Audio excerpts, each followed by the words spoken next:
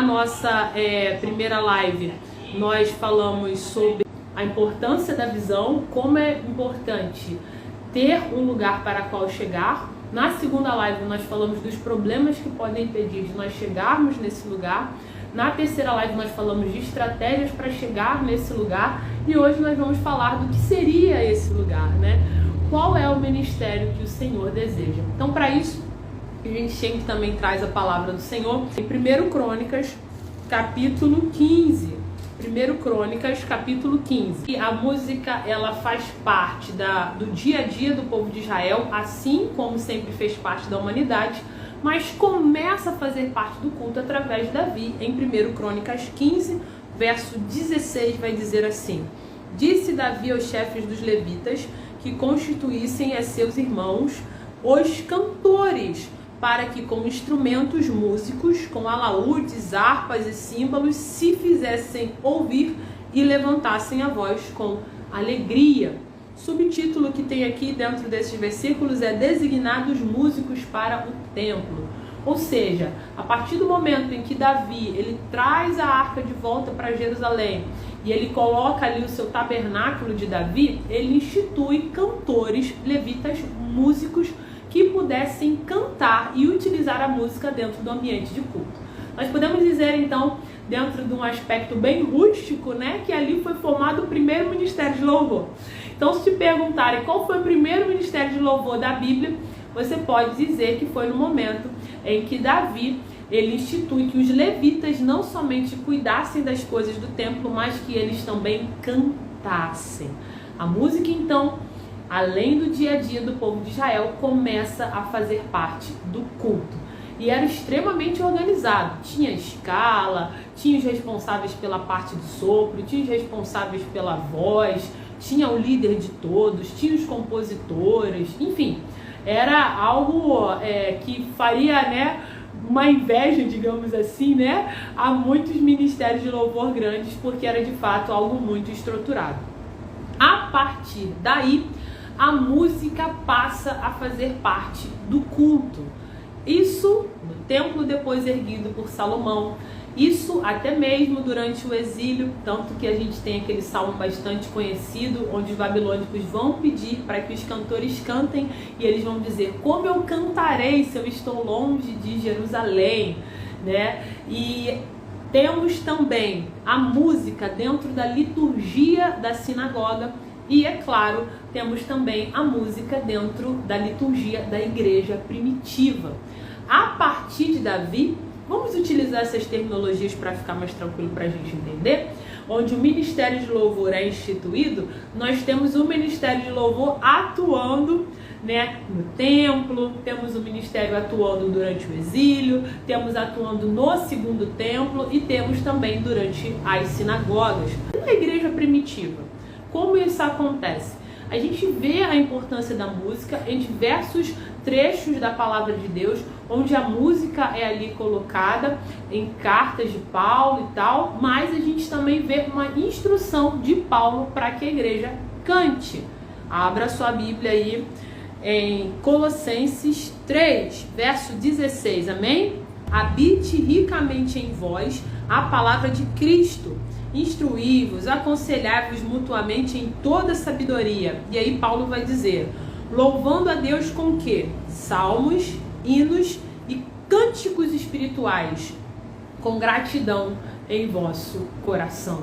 Então, Paulo instrui a igreja para que a igreja cante. E não somente cante de qualquer forma, mas é até algo que eu estava falando nos meus stories no início da semana, quando a gente passa por uma situação onde a igreja não canta. E algumas técnicas que nós podemos utilizar para esse momento é, de fato, mostrar para a igreja e ensinar que Deus é digno da sua música, Deus é digno que você abra a boca, que você cante, Deus é digno do seu louvor. Paulo, então, instrui a igreja para que a igreja cante. Ele vai dizer, cante, louve ao Senhor, através de salmos, hinos e cânticos espirituais. Só para a gente abrir um parênteses aqui bem rapidamente, a maioria dos estudiosos concordam que quando ele fala de salmos, ele está de fato falando dos salmos que nós conhecemos hoje, Quando ele vai falar dos hinos, ele vai dizer dos hinos que eram cantados ali, como hoje nós temos, grande é o Senhor, ele é exaltado porque ele vive e tal. E cânticos espirituais seriam os cânticos que hoje nós chamamos de espontâneo. Seria aquele momento onde, no momento do louvor, o Espírito te leva a cantar algo que ainda não existe no reino natural, mas já existe no sobrenatural, por isso que o Espírito te deu. Então, Paulo instrui a igreja para que cante dessas três formas. Desde Davi, então, a música faz parte da liturgia e da vida da igreja. Quando nós vemos para a história da igreja, e a gente não vai se alongar sobre isso, a gente tem um papel muito importante da música, tanto na propagação da reforma, quanto no movimento de santidade, que hoje, né, deu origem, né, ao movimento pentecostal e todos os outros aí dessa mesma linha, obviamente, que nós temos hoje. A música sempre foi muito importante na história da igreja. Então, isso nos traz uma responsabilidade muito grande, porque nós, como integrantes do Ministério de Louvor, estamos meio que, como Hebreus vai dizer, né? Uma nuvem de testemunhas. Por quê? Porque nós temos pessoas lá atrás que foram altamente capacitadas e que Deus usou poderosamente para pregar a palavra através da música. Nós temos Kenanias, nós temos Asaf, nós temos Davi, nós temos os cantores da igreja primitiva, nós temos Carlos Wesley, nós temos Lutero e nós temos homens e mulheres que há décadas têm de fato entendido o poder da música e têm desenvolvido a música dentro da igreja. Quando a gente olha para aquilo que nós temos hoje, como ministério e ministro de louvor, isso começa a tomar forma um pouco na década de 80, 90, onde a gente ainda tinha aquele regente do coral que ficava ali dizendo para onde a igreja ia, o que a igreja ia fazer. E a partir dos anos 80, a gente tem nos Estados Unidos um movimento onde o ministro de louvor surge, não somente instruindo a igreja no canto, mas também trazendo palavras reveladas de Deus para aquele momento. E isso chega no Brasil nos anos 90 e ganha muita força a partir dos anos 2000. E hoje nós temos aí um ministério de louvor que é quase que impossível você imaginar um momento do louvor sem que o ministro não fale nada, sem que não haja nenhum tipo de interação com a igreja. E isso, dentro de, quando a gente fala de história, né, é recente, é uma coisa de 20, 30, 35 anos que tem surgido. Então nós, como parte do Ministério de Louvor, temos como primeiro a responsabilidade de instruir a igreja no momento do canto. Anota aí, sempre falo, ó, caderninho, anota aí. A primeira responsabilidade do Ministério de Louvor é dirigir a igreja no momento da música ou do momento musical, para ficar mais bonito. Da mesma forma que o pastor, ou pastora, pregador ou pregadora tem a responsabilidade de trazer a explanação da palavra no momento do culto, nós, parte do Ministério de Louvor, temos como primeira responsabilidade dirigir a igreja no momento do canto. Por que eu estou frisando bem isso? Porque isso nos dá o direcionamento daquilo que nós precisamos ser no nosso dia a dia. O momento do louvor não é uma performance. O momento do louvor não é um momento onde eu vou fazer um show, onde eu vou demonstrar toda a minha potência vocal, todo o meu conhecimento musical. Não, porque eu estou ali para dirigir o momento musical para a igreja. Então não adianta eu fazer aquilo que eu como músico tenho como top de sabedoria, de entendimento, de conhecimento, se a igreja não consegue me acompanhar. Porque eu estou como ministério de louvor, eu fui criado, eu existo para servir a igreja. Então qual é o ministério que Deus deseja? Primeiro ponto, um ministério que serve a igreja. Nós servimos a igreja. Qual a necessidade da igreja? Eu monto a minha escala não pensando nas músicas que eu gosto, não pensando nas músicas que estão fazendo sucesso, não pensando naquilo que ficaria melhor na técnica, mas aquilo que vai servir para a igreja. E como eu sei disso? Tendo vida com a igreja. Um dos maiores erros dos componentes do Ministério de Louvor é não ter vida com a igreja. É chegar cedo e ensaiar, é ir embora por último porque guardou os instrumentos e não falar com o irmão, não apertar, não conversar no pátio, não conversar na frente da igreja, não tem vivência, não sabe. Aí tem algum outro tipo de programação que não envolve a música, ele não coloca o seu nome, ele não se dispõe. Por quê? Porque ele só quer ficar ali no ambiente da música. Mas como você vai escolher músicas para a igreja se você não conhece a igreja? Como você vai dirigir o momento do canto para a igreja se você não vive, não tem vivência com a igreja? E aí você precisa ter essa sensibilidade, porque no momento que você está ali na sua escala, existem pessoas que de repente tiveram um dia muito ruim, pessoas que tiveram perdas de seus familiares, pessoas que estão com problemas de saúde. Mas se você não tiver, eu não estou dizendo que você precisa saber da vida de todo mundo, não. Mas você precisa ter essa sensibilidade. Quantas vezes na igreja que eu congrego, né, Nazareno do Paiol, é seguido vários áudios do pastor, ó, vamos orar por fulano, vamos orar por Beltrano, vamos fazer isso. E a gente percebe, poxa, essa semana tem muitas pessoas enfermas, tem muitas pessoas doentes. Poxa, a minha escala, vamos cantar música de cura. Vamos cantar música clamando pelo milagre, vamos cantar música que Deus pode fazer.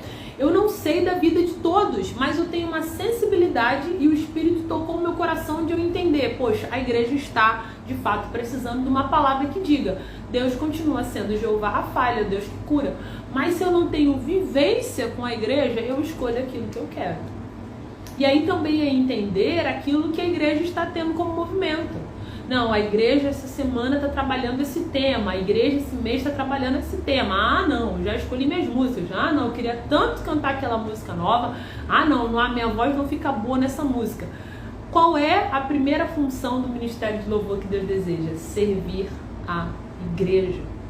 E segunda característica, ou segundo fundamento do Ministério de Louvor que Deus deseja, anota aí, ele é tecnicamente bom. E ele é ungido espiritualmente. Ele é tecnicamente bom e ele é ungido espiritualmente. Ele tem a capacitação técnica e ele tem a capacitação espiritual. Por que é importante ter os dois? Isso você já ouviu por diversas vezes. Um avião não voa com uma asa só. Um pássaro não voa com uma asa só. Técnica e unção precisam andar juntas.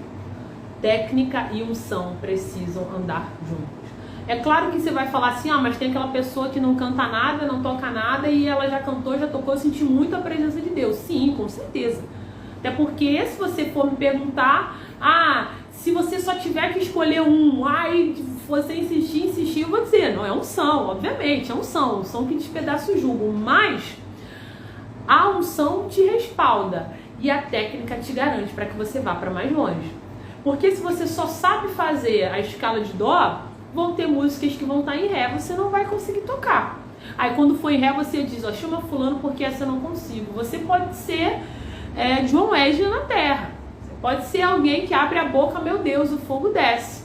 Mas se você só sabe tocar na escala de dó, se tiver uma música em fá sustenido, você vai ter que passar o seu violão, você vai ter que passar o seu teclado para outra pessoa. Então você não vai exercer aquilo que Deus te deu. Então, a técnica caminha junto com a unção, porque é isso que vai fazer com que você chegue mais longe. A unção repreende o inimigo, a unção te dá poder para vencer batalhas e a técnica te respalda para que você vá mais longe. A técnica te garante para que você chegue nos lugares onde Deus de fato te colocou. Eu quero tocar para multidões, eu quero cantar para multidões, então estude. Até porque a palavra de Deus vai me dizer que maldito é aquele que faz a obra do Senhor relaxadamente. Então, se eu tenho a música como talento que o Senhor me deu para o reino, eu preciso cuidar disso bem. Então, Deus me deu um talento bruto e eu vou desenvolvendo com aquilo que eu tenho como ferramentas. Terceiro fundamento, ele vive em união. A parte difícil, hein? Ele vive em união. Porque Jesus vai dizer para os seus discípulos que vocês sejam um, para que o mundo saiba que o Pai me enviaste.